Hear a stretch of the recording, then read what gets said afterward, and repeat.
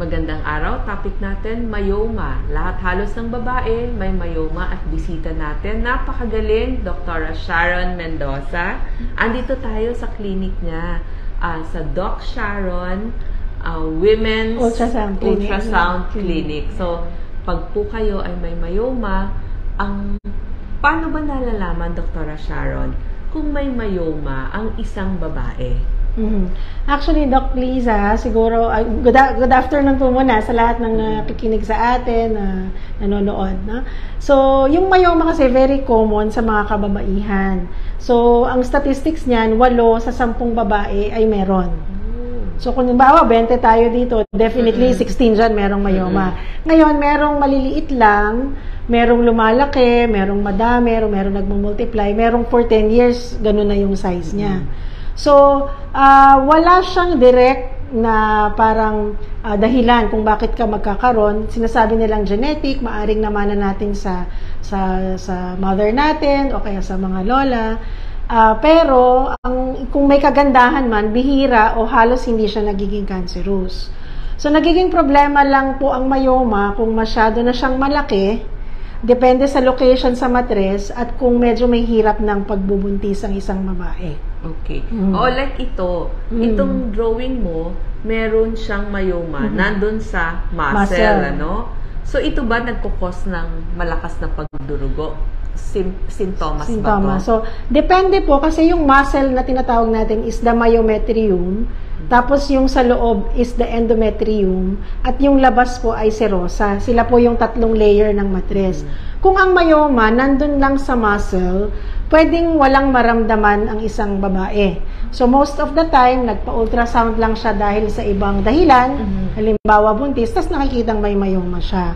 Ngayon, kung yung myoma pumapasok na doon sa lining, yun po yung may symptom. So, halimbawa dito sa ating figure, yung mas maliit, pumapasok siya sa lining, siya pa yung mas problema kesa doon sa mas malaki. Maliban na lang kung myoma naman din ay umabot ng sobrang laki, na mas malaki pa sa matres, then mararamdaman na niya yon na parang lumalaki yung kanyang puson. Okay. May mga babae, nagbi-bleeding, nakita anemic. Ang tanong nila, Doc, ano kaya ang gagawin sa myoma ko? Napapaliit ba to? Hahayaan lang? Kailangan ko ba ng gamot?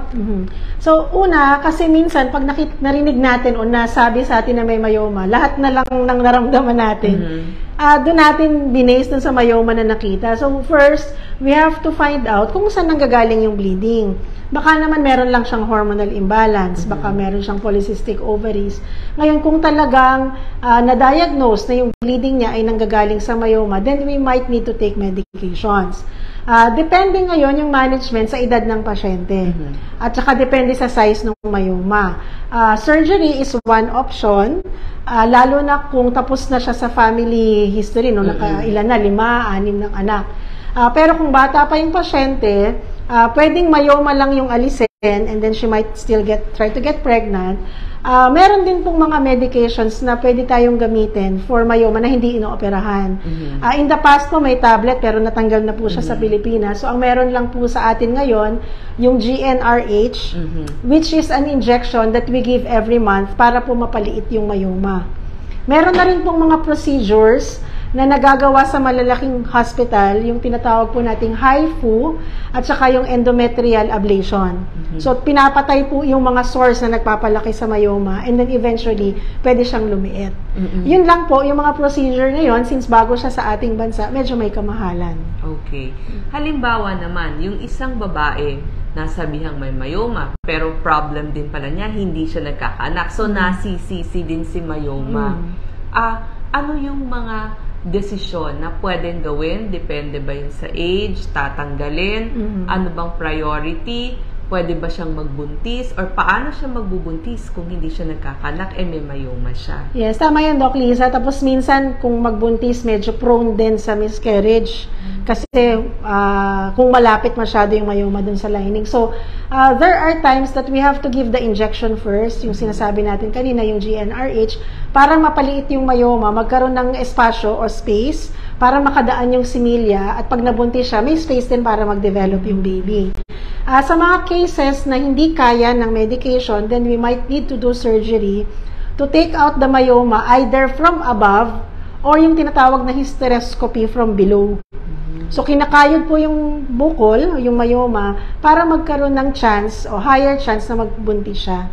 May mga cases din po kung sobrang hirap or the patient would not want to undergo surgery, sila na po yung pwede sa IVF.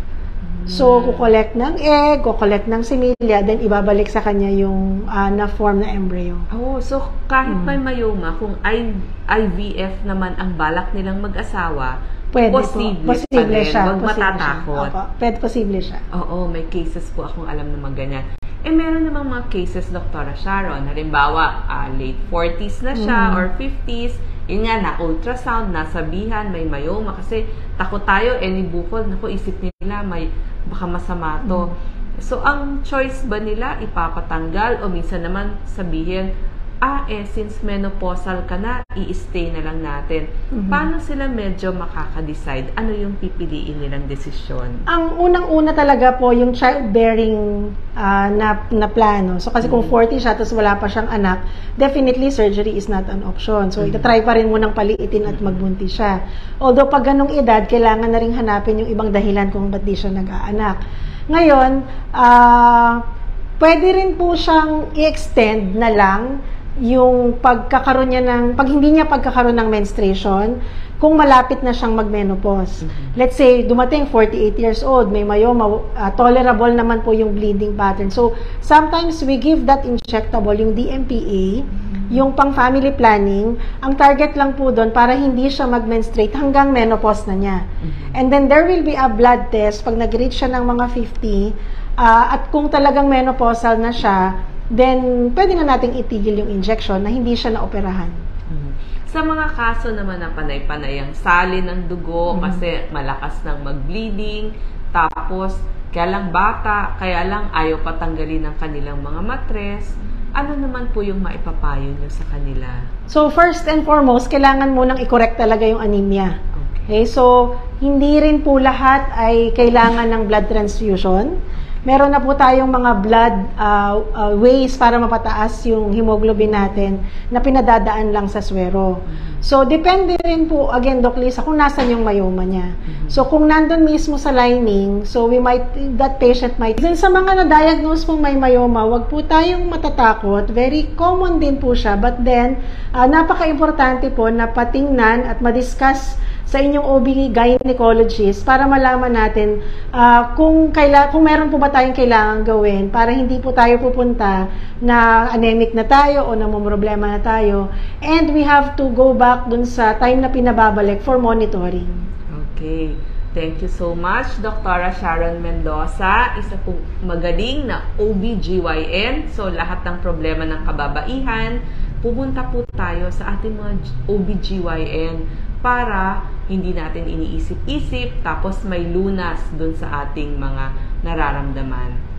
Maraming salamat po. Thank you.